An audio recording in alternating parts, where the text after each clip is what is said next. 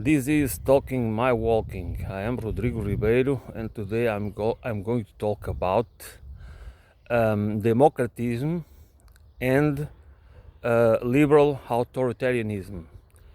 This is inspired by yesterday interview, Glenn Dixon interview with Richard Sakwa, which I recommend.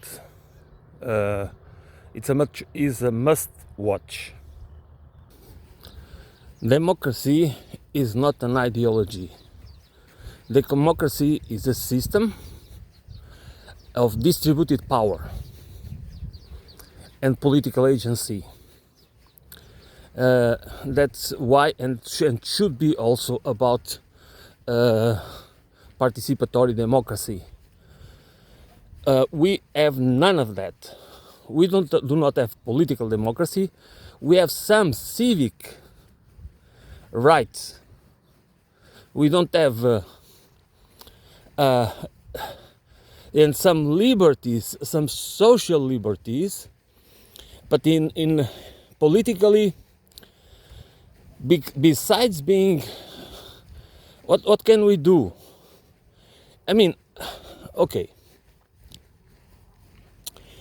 If what we do, if we are what we are allowed to do is ineffective, it doesn't change anything, it doesn't matter. Because you can say they call liberal authoritarianism. Why is it liberal authoritarianism? Because they are still operating under a liberal, certain liberal values or rules, but it is authoritarianism, which means that we do not have the enough political agency to change the system. When people in protests or demonstrations chant power to the people, it's exactly the point. Democracy is about power. It's about political agency in the hands of the people. But how do we achieve that? How does, instead that we have this ideology, which is democratism, okay, which it's an ideology that we are supposed to believe that we enjoy the freedoms, okay, this is just like any religion, that our religion is much better than the other ones, okay? So democratism is better because it's better, because we have to assume, we must assume that there is nothing better than our ideology. We are talking about an ideology. We are not talking about a system, a distributed system of power, where we are all equals. Not just because, again, we are allowed to vote.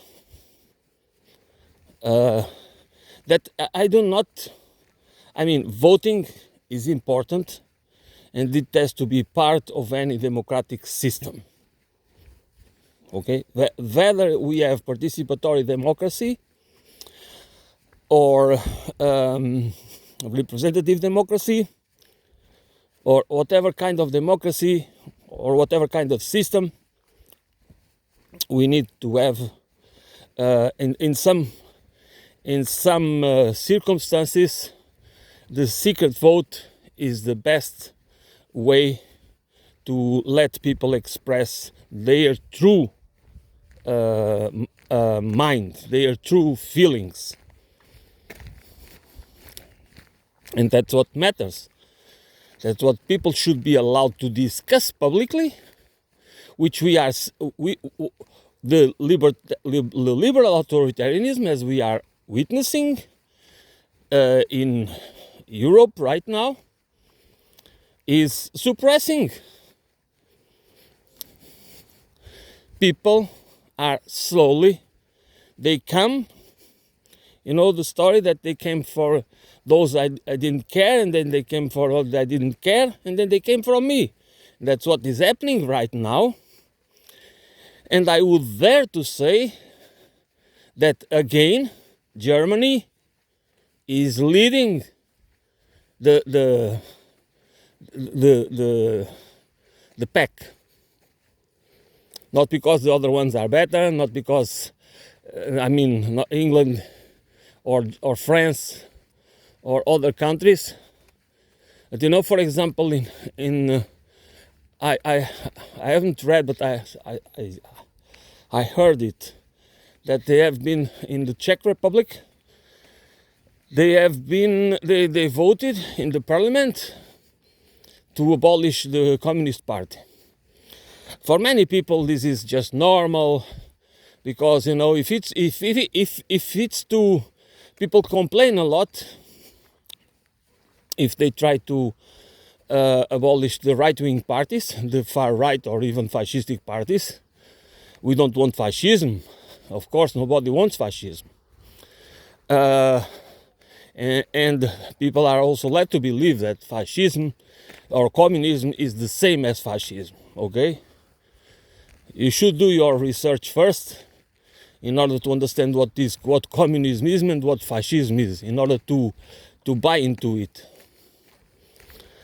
That's what people do not do, and then they just buy in the whatever BS they are showered with. So it is just acceptable to ban, and to suppress people, and to imprison people, and to block their accounts, their bank accounts. And this liberal authoritarianism, that's the regime that we have here in Europe, and it is paving the way to fascism. And so many people do not understand it.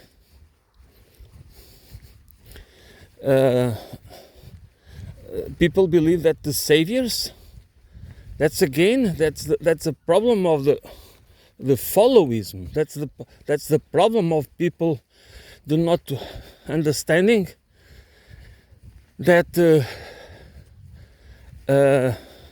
we need to. We don't delegate. We always have this mindset of delegating the power and the decision making in other people's hands. It's not because we do not need. We can have the democracy needs to be several things at the same time, not just one. We cannot have representative democracy, because then representative democracy, it's just a managerial democracy. That's why democratism is liberal managerialism. That's what it is.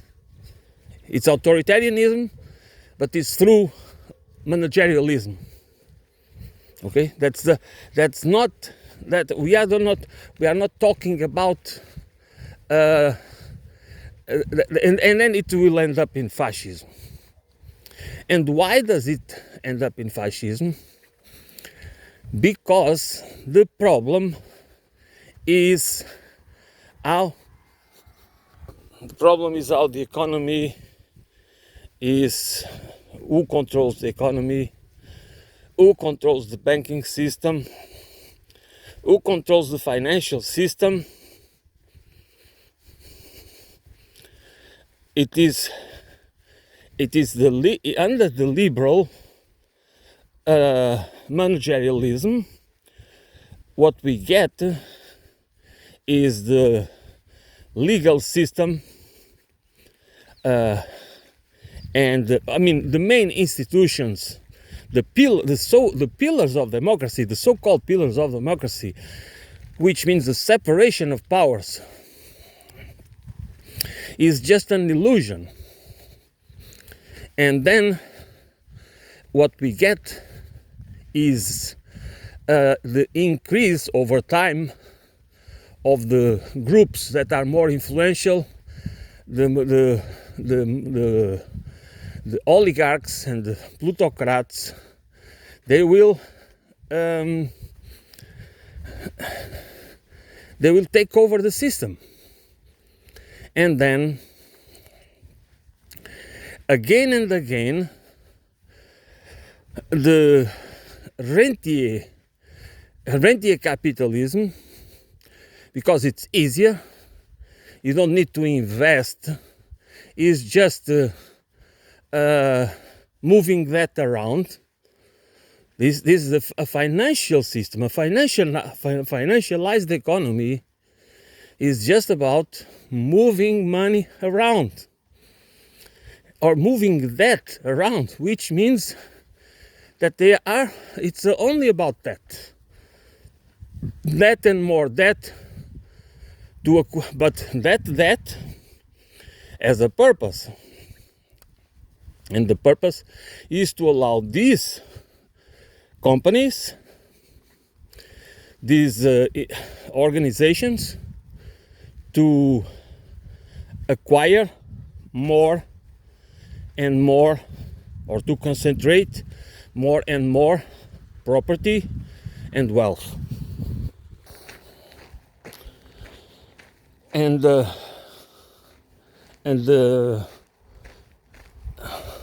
liberal authoritarianism, it uses the ideology democratism to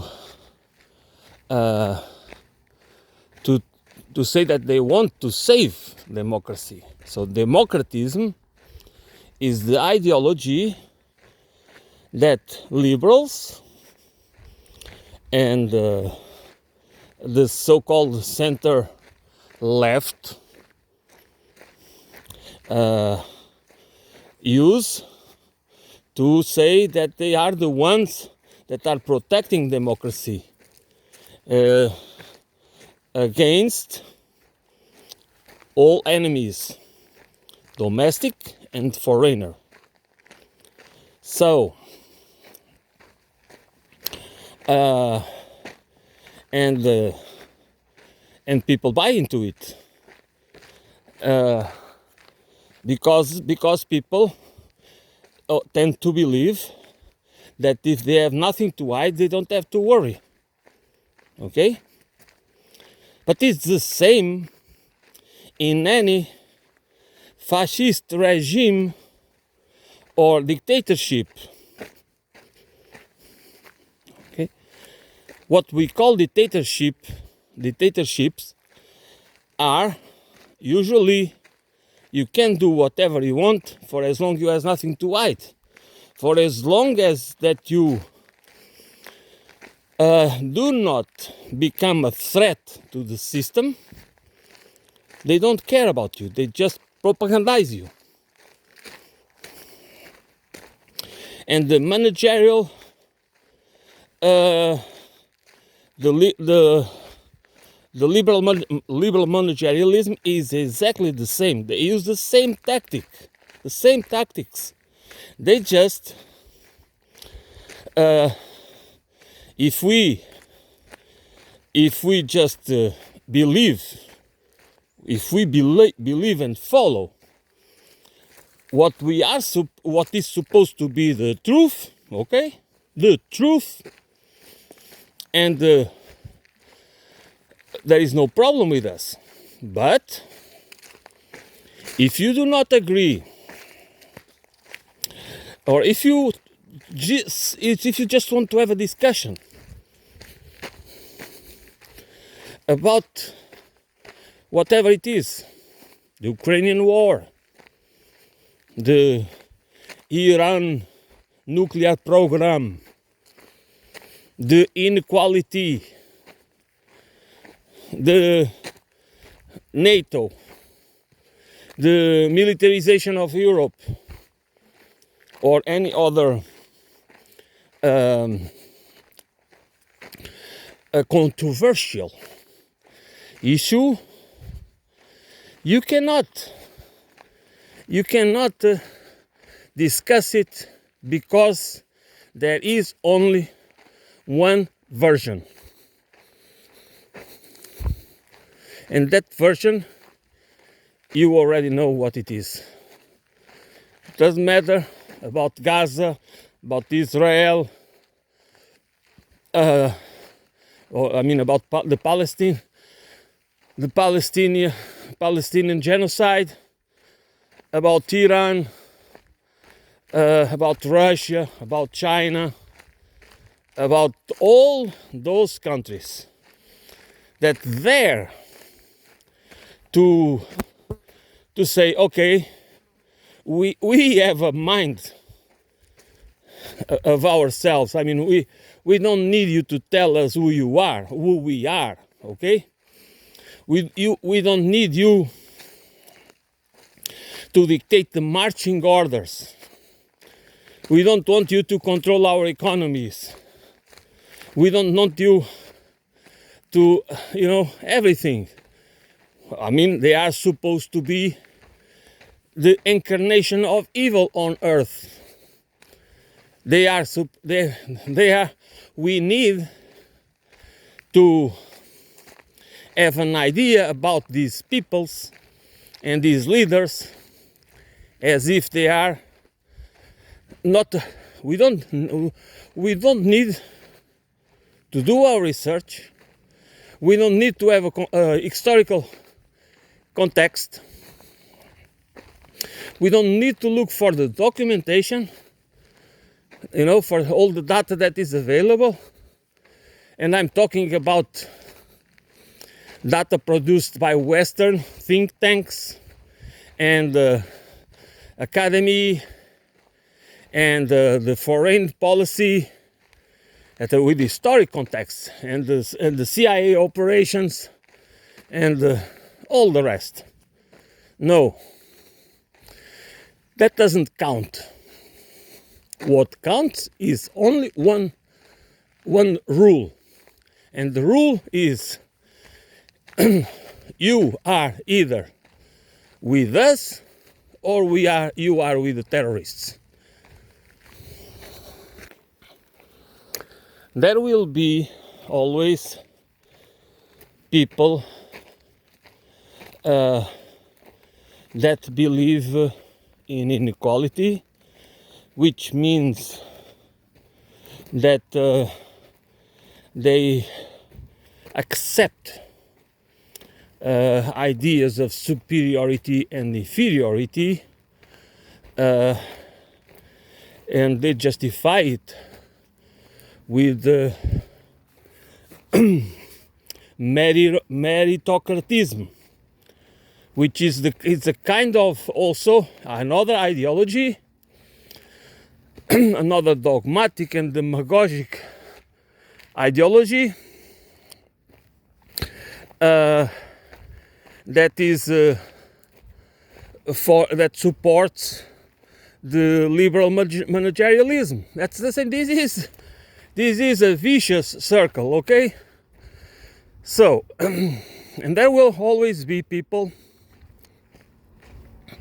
on the progressive side of the political spectrum, but also on the, of course, and mainly in the right side of the political spectrum, because they tend to favor the traditional way of accumulating wealth, the family wealth, that we work for. Concentrate. Because it is, that's nothing wrong that we protect our families. The problem is when we do not understand that our families are part of a community and are interdependent. We are not independent. We are independent because law, and there is always the idea of law, allow us to protect our wealth and keep it generation after generation safe from in the same family. This is accepted by most people as normal and natural. Is not normal and is not natural.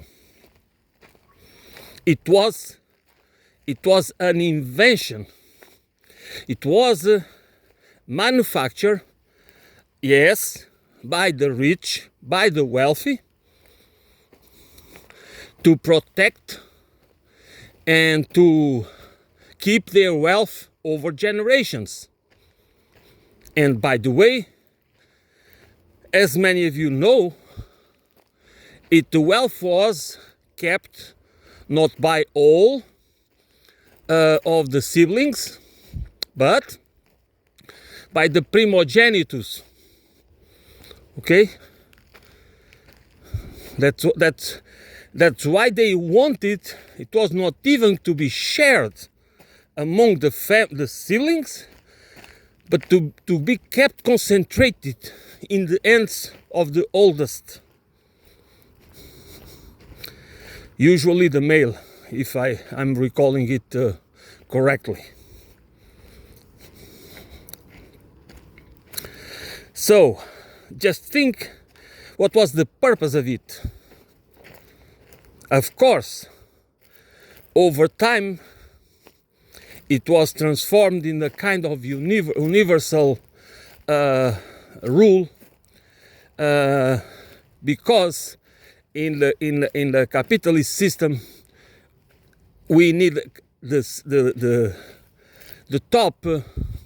We need there is the need to have accomplices, and the better way to create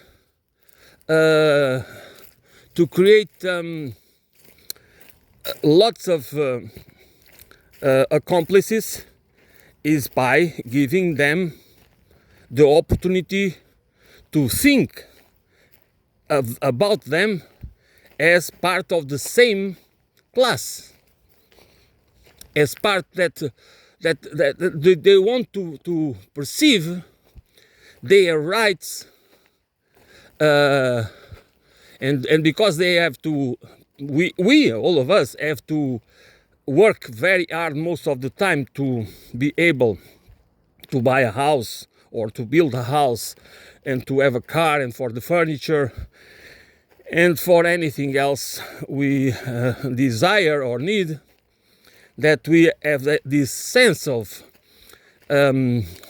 is deeply rooted in our culture and in our identity, in how we perceive us, how we perceive the concept of family, how we perceive community, society, and civilization. This is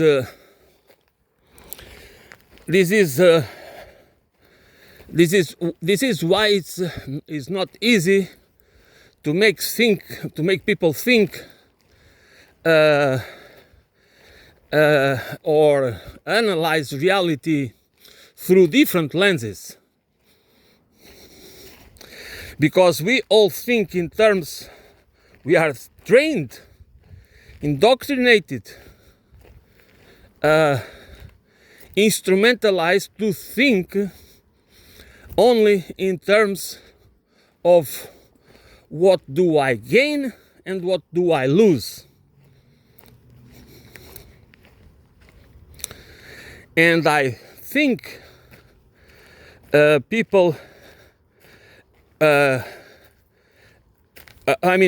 think we should really understand, not in the short run, but with historical context and what is coming next to us. If we want to avoid disaster, we need to think. Okay, that's okay to think, to use that framework. What do I gain and what do I lose? What are my the future generations? What is my children and grandchildren? What they are going? Are they going to be better off or worse off? Does it really matter if I am a owner?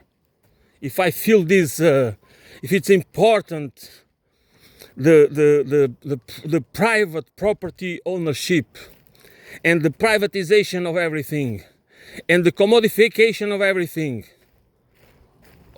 or not?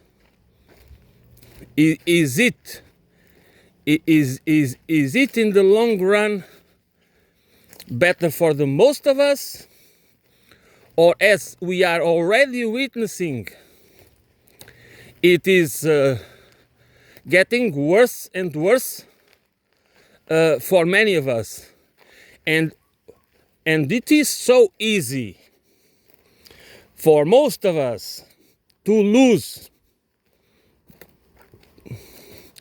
the property that we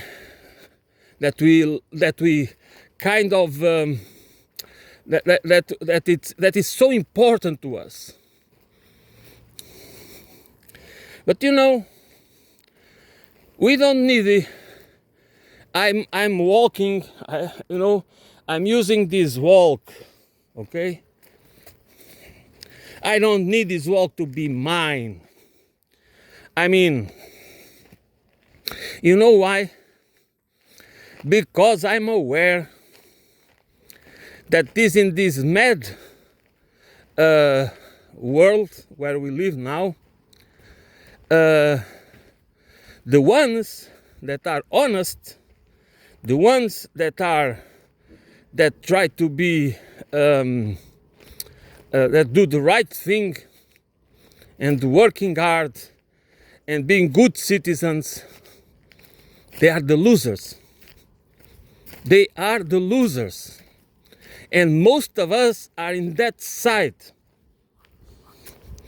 Which is why we should think that in such a system, it is the worst people among us that are always thinking, because that's the purpose of their lives, to think how they can screw others in order to get richer and richer. And they call themselves entrepreneurs. Okay? And in the financial, because financial innovation, financial engineering,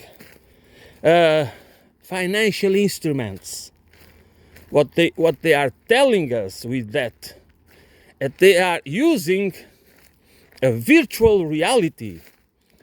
Money is not an object. Money is not a thing. Money is an instrument of power. especially if we use it as a storage of value that can be used to control real assets like land and all the stuff that we can build or using. I mean, when I mean land, I mean natural resources, minerals, oil, and everything that that it can be controlled in this planet. And then we can think and we can relate. That's why we need an holistic mindset, analytical mindset, because that it needs to be analytical, but it needs to be holistic, which means that we need to connect the dots to see, to understand things in a systemic way, as integrated and interdependent, and that and interactive. Okay, so then, if we, most of us, that really struggle hard to have a house, to have a few. I mean, usually the house is the most important item. This is the most important asset for most people. But what it implies that you have, I mean, let me go back to what I was saying, and I think I've as usual I mean I go in many places at once. Too many. So I'm walking. This track, I don't need it to be mine.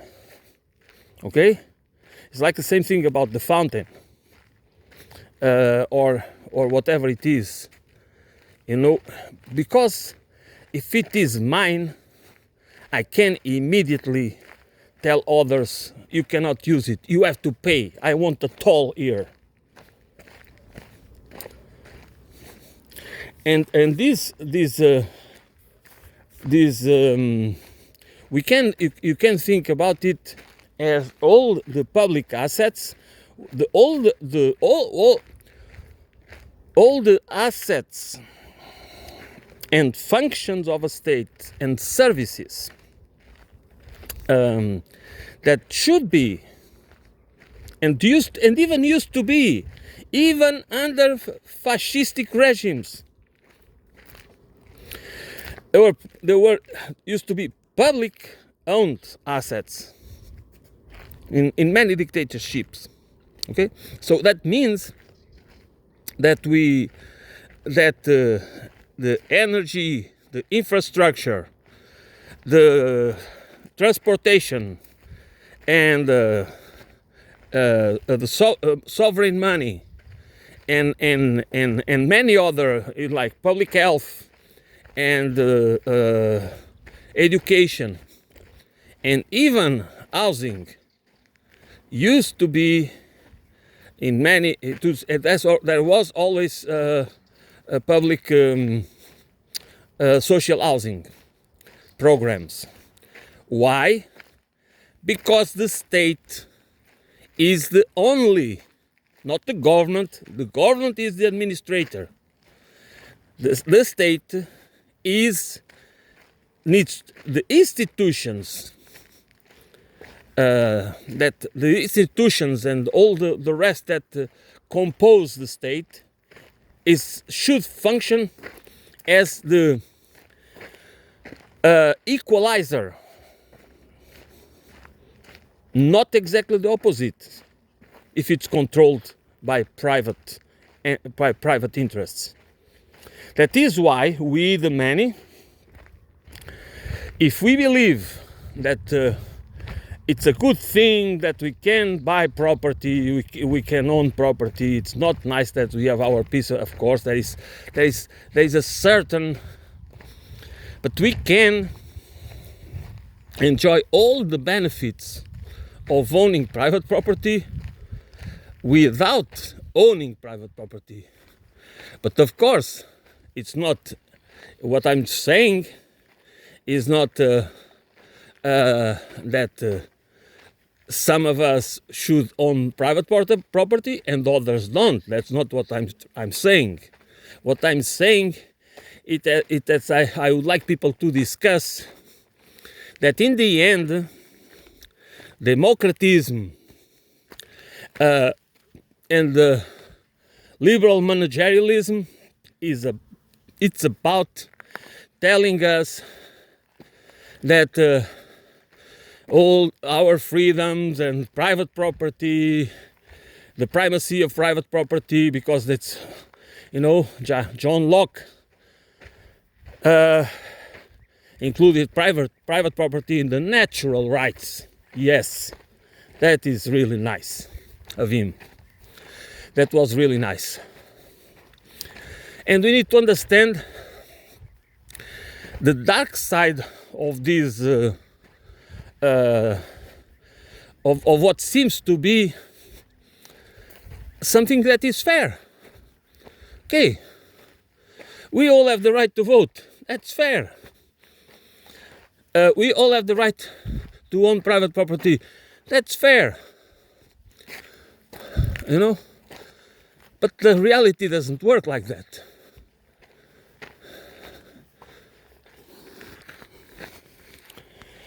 And why?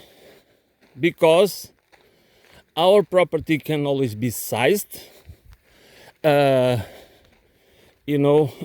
our banking accounts can be blocked, our access to them. And because of our political opinions or political views. And we are talking about, again, liberal managerialism, okay? Which means that we live in democracies, they hate our freedoms, Putin is devil, it's all the rubbish that they rub in our faces, and that we are all supposed to believe. What this means is that the private property that we love so much, and it is very important to us because we live in everywhere we look there is private property. So it's private property. Is the land is divided in pieces. So if we do not have, we are losers. So this is part of the game, of the ideological game that we really need to fight. And it is true that we do not have any other choice but to operate in this reality, okay? But what I'm trying to say is that we should look through it, understand the implications, look through it to different perspectives without feeling guilt of anything. I mean, instead of banning political parties and we should not feel ashamed or guilt or anachronistic or stupid, because it's not fashionable, it's not trendy to think in to read reality through the lenses of Marxist lenses or communist or socialist lenses. It is exactly the opposite. We need those lenses. We don't need to stick labels onto our forefront, okay? That's not necessary to do it. But we need, because we are, the way our minds operate is that that the truth can be in front of us. That happens many times when scientists are doing research in order to they find and discover things, not because they are sometimes directly, because sometimes we don't see it. We are missing the way we frame the variables we use, the patterns that are that control our minds. Okay, they do not allow us. They only, or put in another way, they only allow us to understand reality within a certain frames, right? And then, if we do not use different lenses, if we do not think and analyze outside the box, of course, we might not be able to discover that we are being played, that we are being deceived and manipulated, that we live in a world where in a world where lies are everywhere. And again, I go back to the idea of winning and losing. So that's how most of us operate. That's why our relations are totally commodified, you know. We just we don't have social relations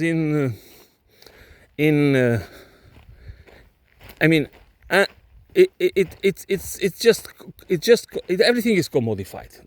That's my point. So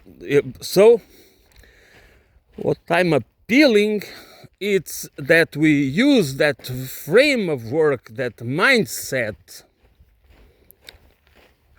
to understand that so many things that we take for granted, that they seem that we are going to gain more, that the possibilities are more in the gaining side than in the losing side, we do not understand that the game is rigged. We do not understand that they will pull the rug at their will, which means that we will not be notified, okay? We will not be notified. That's why it is so many things that we take as granted, because that's what the propaganda does. They tell us about our freedoms. They tell us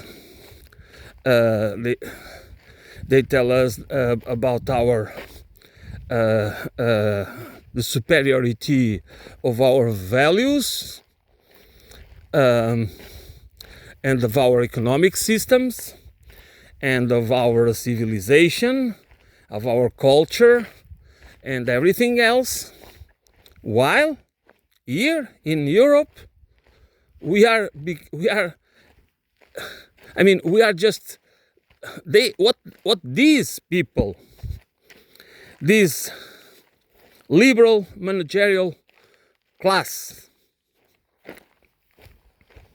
this with the neoliberal ideology, with a mix of neoliberal and neoconservative ideology, what they really do is to destroy. They are destroying the future of our continent.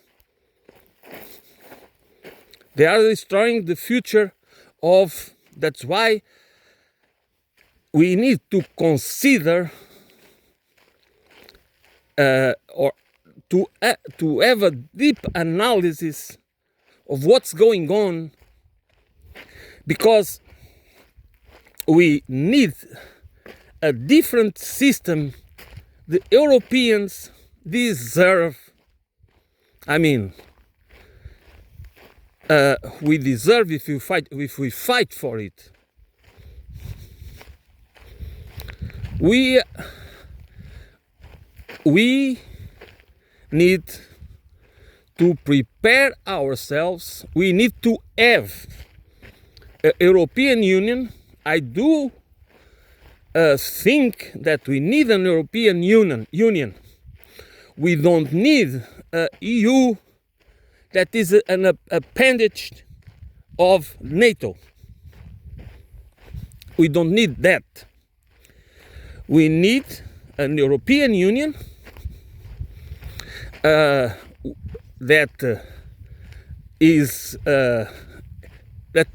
prepares itself to compete and cooperate in a multipolar world, where the Europeans, we can be allies in several things with the Americans, but we need to take part of a new international or global order, because we need a different global order and we need to be part of it. We cannot,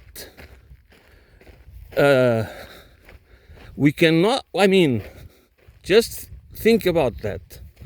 If you believe that the Europeans,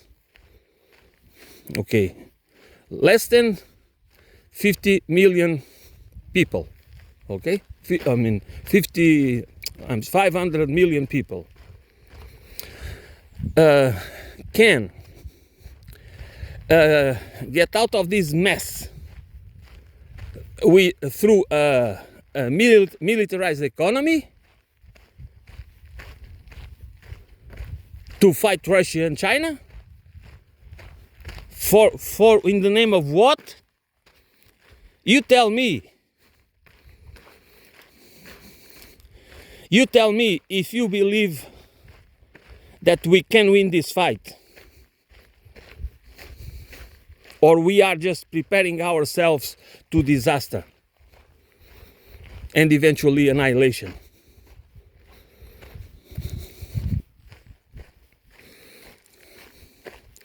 That is why democratism and liberal managerialism are leading us, are paving the way not only to fascism, they are paving the way to disaster. And we need to wake up. And by waking up, I want again to go back to the same point. If your mindset, because our education and everything is about that, what do I win and what do I lose? please, without going into delusional, try to be as to use your discernment to look for the not the right information, but the most factual information that you can find, that is possible to find, and go through it and try to understand what are we going to gain and lose with the current affairs, with the kind of people that we have that are controlling us. They are stupid. They are smart, but they are so delusional. And their hubris, the delusional hubris, that they do not care. I don't even know what they want besides destroying Russia and then going after China and helping Israel and the United States to control the Middle East, which is a disaster everywhere. And you know why it's a disaster? Because we are, technologically speaking, losers. Okay? We have been played by the Americans, and we allowed them to control all the technological advancements, and we just and we'll be, so we are losers in every, because it is incredible, and that's why I don't understand why people don't see that there is the need for a strong political left, radical left. Yes, radical and united and organized. But it's not about only parties, it's about organizations, grassroots organizations. Because it is about power, and power can be, it's much more than a representation. Okay? It has to be participation. It has to be real agency. And we just need to discuss, we need, everywhere, we need that discussion everywhere, but we need it also here in Europe. What do we want for our future? We cannot expect miracles. If you believe that some guy will come to save us or whatever, that won't happen. Don't expect that. It needs to be us.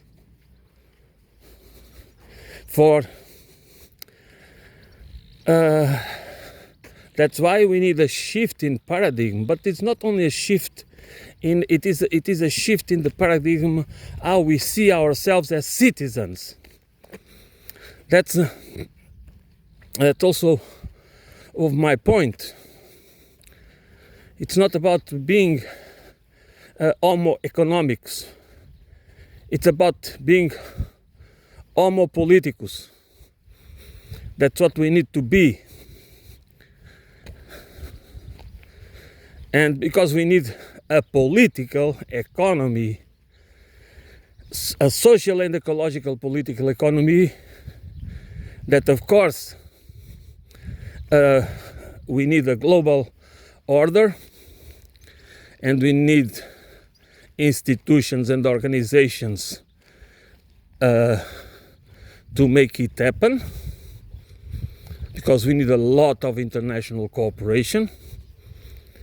and we need to transform militarization, hostile militarization, into economic cooperation for ecological holistic civilization.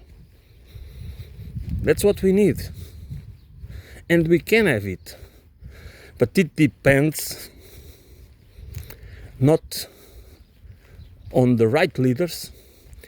It depends on the right mindset of a large number, millions and millions of people, that through organized struggle can make it happen, because it will be better for all of us, not just for the few.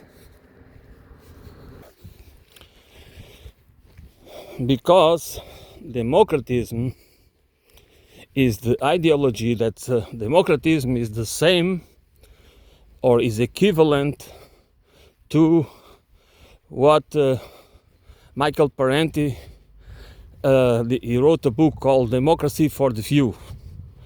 It's exactly that. Democratism is the ideology, it's the ideology that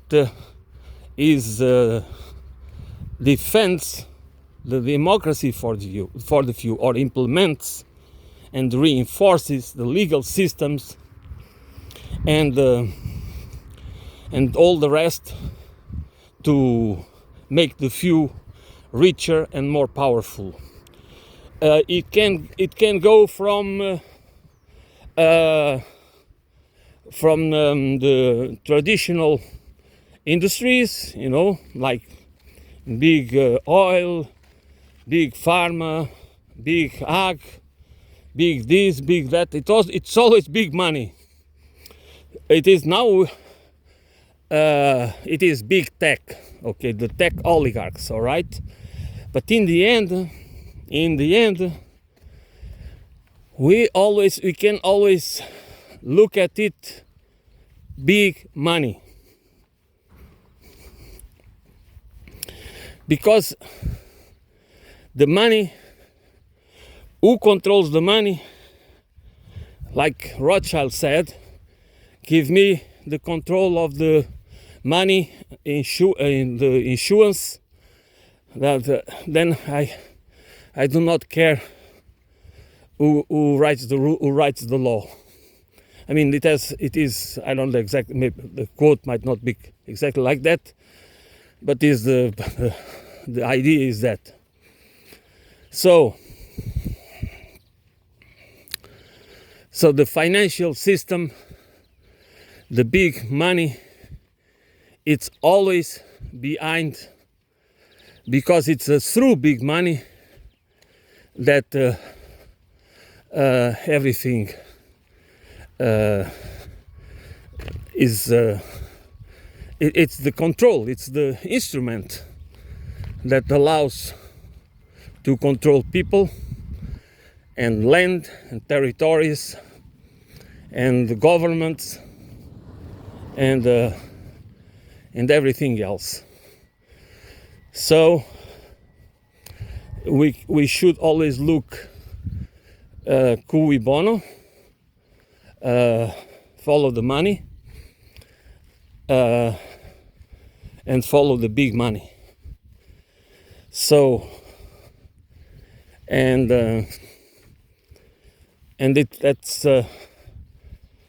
that is all for today. Thanks for listening. I will be back soon.